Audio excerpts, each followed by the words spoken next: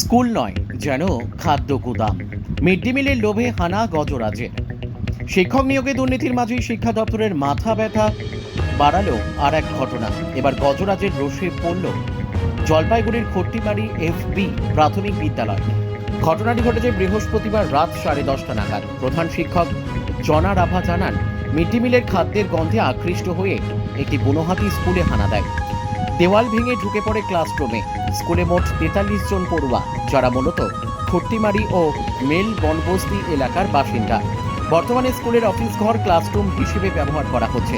School ও বন দপ্তরের কাছে ঘটনার রিপোর্ট পাঠানো হয়েছে। মাস্টারমশাই, এখানে কি ঘটছিল? এটা গতকাল রাত্রে 10:30টার দিকে হাতি মানে খাবারের সন্ধানে আসছিল, কিন্তু 10:30টার দিকে এটা অ্যাটাক করে পুরো ওয়ালটাই। আচ্ছা আচ্ছা, আপনার কতজন টোটাল ছাত্র? আমার এখানে 43 জন। 43 জন। আর এটা তো বনবস্তির মধ্যে বিদ্যালয়। ফরেস্ট। আচ্ছা আচ্ছা, তা আপনার ক্লাসরুম কটি মাস্টারমশাই? আমাদের এখানে ক্লাসরুম 3টা আছে। কোন স্কুল? এটা Khattimari FB primary school, circle Dhubri West.